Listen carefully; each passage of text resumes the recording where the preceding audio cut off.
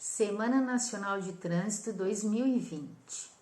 O tema este ano definido pelo CONTRAN, o Conselho Nacional de Trânsito, é Perceba o Risco e Proteja a Vida. Ele é um tema propositivo que faz com que cada um possa refletir sobre suas atitudes no trânsito.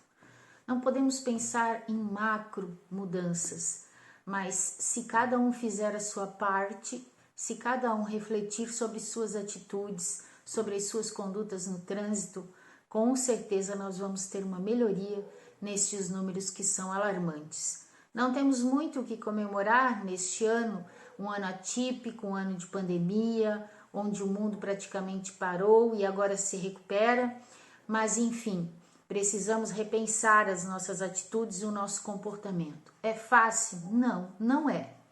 Por que não é? Porque você precisa, como adulto, desconstruir os seus velhos hábitos. Eu sempre comparo a educação para o trânsito de um adulto e de uma criança com dois armários. A criança como um armário que está vazio, onde a gente vai colocando os potinhos para organizar as coisas, os pensamentos, as atitudes e as ações.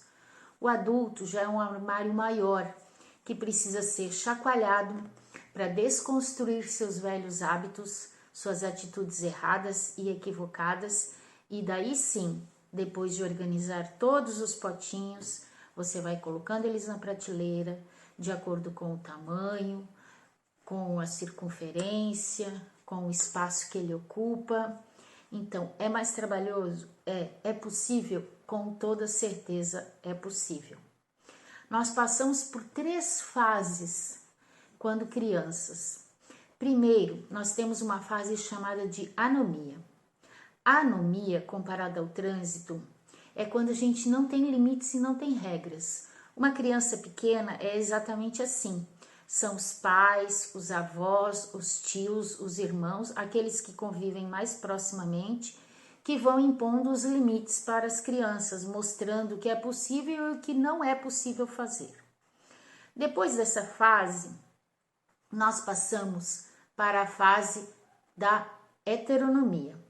A heteronomia é aquela fase em que a gente começa a respeitar as regras, começa a respeitar as leis, começa a respeitar os limites, mas muitas vezes é como você chupar uma bala na rua. Muitas pessoas desembrulham a bala, colocam ela na boca. E o que fazer com o papel que sobrou? Muitas olham ao redor, se não tiver ninguém, jogam papel no chão. Mas se perceberem que tem alguém olhando, aí sim, procuram uma lixeira, o guardam no bolso ou na bolsa.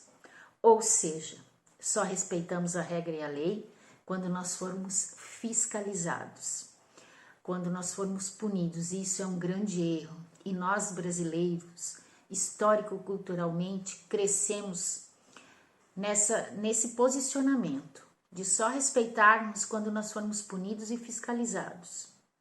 E aí é a história do radar, né?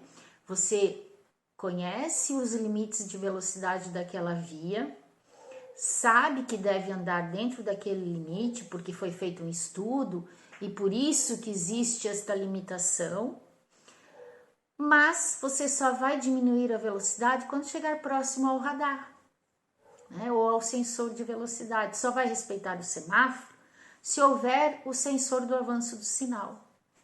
E não precisaria ser assim. Aliás, não deveria ser assim. Por último, passamos para a fase da autonomia. Esta é a melhor fase, mas infelizmente nós adultos, muitos de nós, não alcançamos esta fase ainda. Como identificar a fase da autonomia? A fase da autonomia é quando nós entendemos que a regra e a lei ela precisa ser respeitada para o bom convívio na sociedade.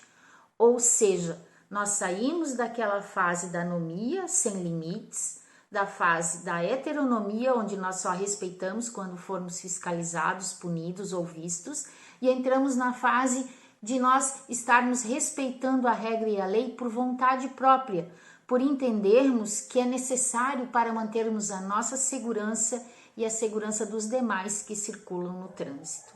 Então é muito importante que nós entendamos que as nossas atitudes práticas, mesmo que pequenas no dia a dia, no trânsito, seja dar a vez, seja ser um pouquinho mais tolerante, mais paciente, mais generoso, são atitudes que fazem uma grande diferença.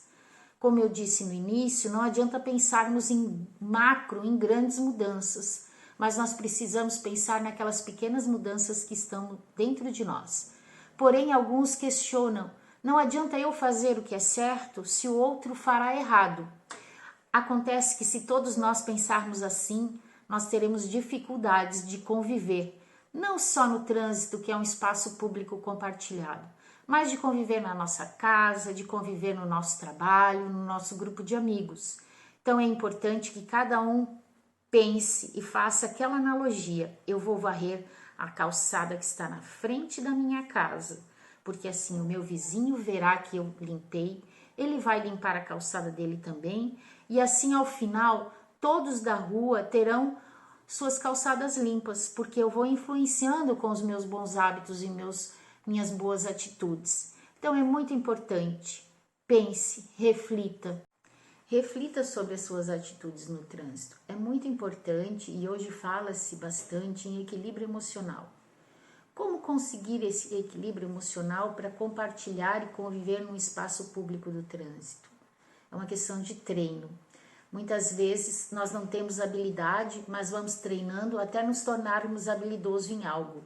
Com equilíbrio emocional é da mesma forma. Praticar a gentileza, a tolerância, a paciência, a empatia, saber se colocar no lugar do outro, são situações e questões fundamentais. Aqueles princípios e valores que vêm lá de berço, que nós aprendemos com nossos pais, avós, tios, familiares, na convivência com os amigos, como o amor ao próximo, a honestidade, a generosidade, a colaboração, tudo isso é muito importante. Se nós soubermos também nos colocarmos no lugar do outro, no trânsito, nós conseguiremos ter uma convivência mais harmônica e mais segura. Nós somos no trânsito aquilo que nós somos no nosso dia a dia.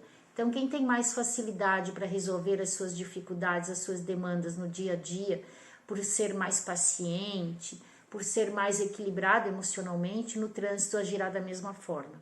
Aquela pessoa que é mais impetuosa, que é mais voraz, que não sabe esperar, que não sabe dar a vez, que quer resolver tudo em cima da hora, essa pessoa também terá dificuldade de conviver no trânsito, porque não é um espaço onde você somente está ali, você convive com outras pessoas. Então é muito importante nós termos dessa noção. Dessa forma nós teremos a prevenção, melhoraremos os números dos acidentes de trânsito que têm crescido a cada dia. Lembrando que Semana Nacional de Trânsito 2020 é apenas um momento para nós enfatizarmos as ações e as reflexões, mas nós devemos levar para todos os dias das nossas vidas.